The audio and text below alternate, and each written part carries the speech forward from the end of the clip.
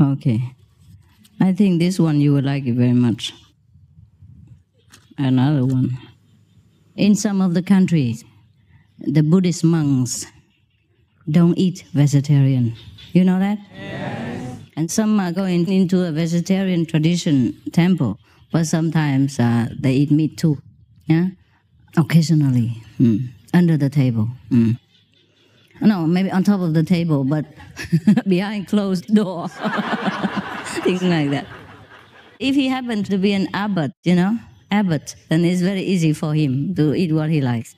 So one day he ate some dog meat. One of his small monks, novice, came in and smelled it. I said, "Oh, master, what is that you're eating?" So the teacher, the head monk said, "I'm eating tofu."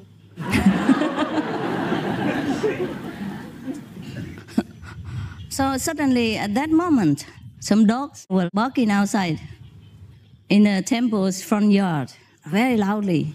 And the head monk said, "Oh, what is that noise? Somebody coming there or what?" So the small monk said, No, nobody there. It was just that our temple's tofu were biting the neighbor's tofu."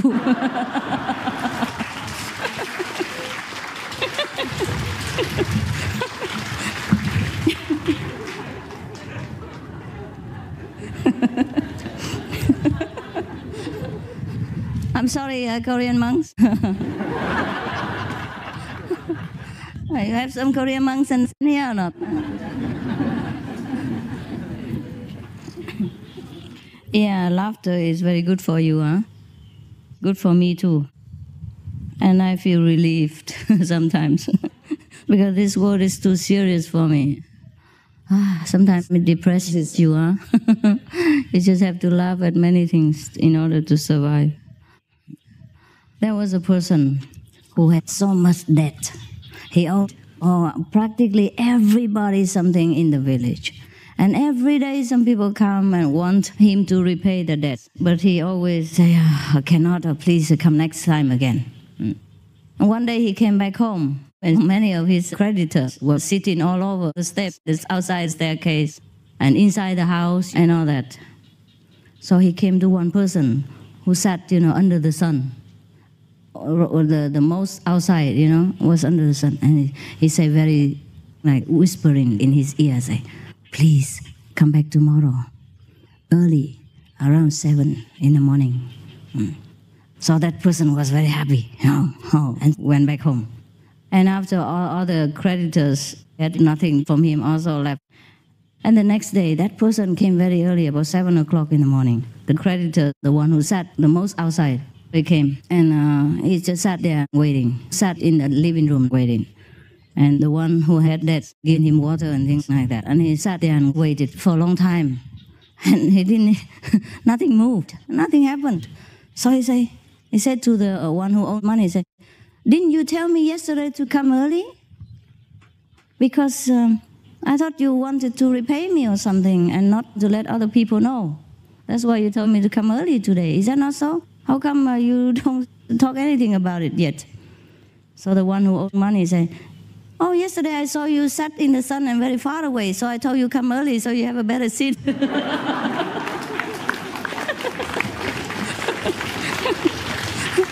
Yeah, that's all.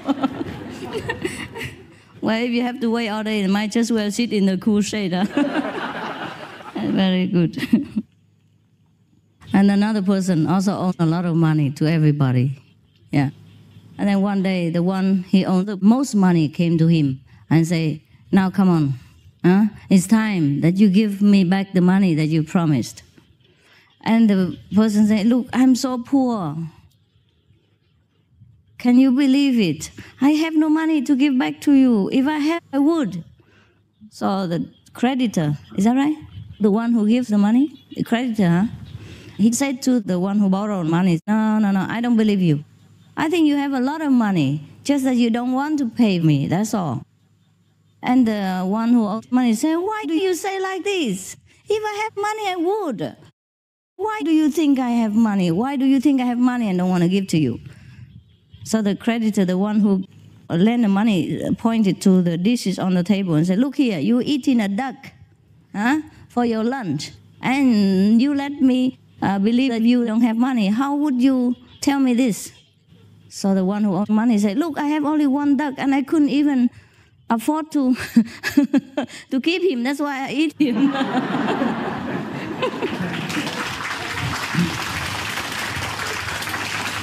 That's no good for vegans, you know.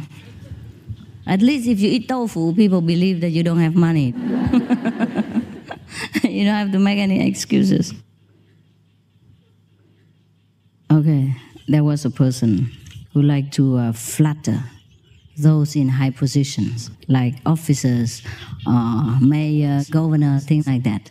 One day he went to a mayor's place and immediately came in and said, wow, Your Excellency, I must congratulate you. And the mayor, although knew that this person was up to no good and good for nothing, but still was surprised and said, what is it that you're congratulating me about? So the person said, wow, yesterday I saw it with my own eyes. The whole herd of tigers live in your district. Because, you know what, you're such a virtuous person that even tigers cannot stay in your district. They had to leave to the next one. So the mayor feel very bad about it, you know. He couldn't swallow it, but he didn't know what to say, so he just kept quiet. He knows it's a flip, it's a hoax, but he he just didn't know how bad this person can be. He just had to be speechless, you know. He feel very funny, so he just laughed a little bit and then forgot it. And at that moment, right at that moment, some of his subordinates came in and say, "Oh, so many of our district people are stacking protest outside because tigers are eating our people. Even last night, 3 persons were killed by the tigers, and they're asking us to do something about it." And so the mayor turned to the flatter person next to him and said, "I thought you said all the tigers have left my area. How come they still kill people?" And that person was kind of very embarrassed and said, "Well, maybe the neighbor cities' mayors are also very virtuous persons, so the tigers don't know what to do. They have to return."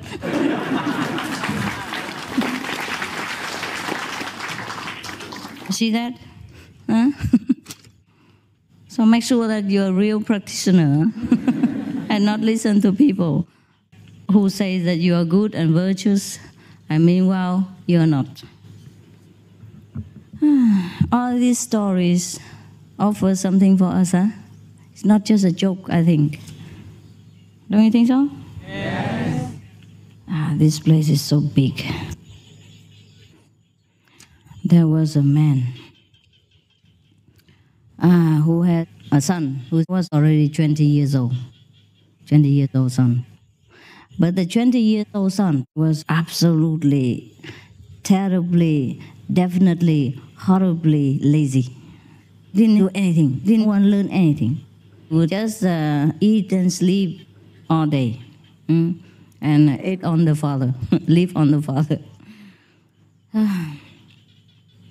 One day, there was an astrologer passed by, and he looked at the appearance of both father and son.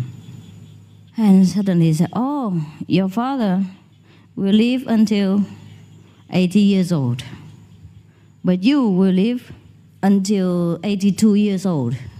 Oh, now the son was wailing, crying and beating his chest and tears rolling down and rolling on the floor and crying like you know what.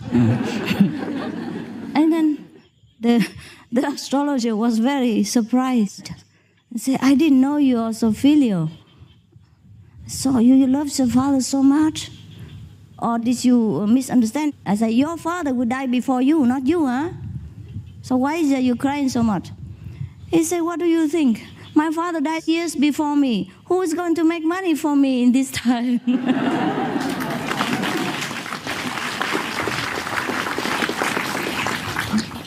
Terrible, huh? Talking about children. Okay. What time is it now? How long did we blah blah on already? 1 hour? Yes. Okay, you meditate, all right? I think I have done enough, so meditate. Next time, okay? You can meditate. Close your eyes, concentrate. Make the best of your time.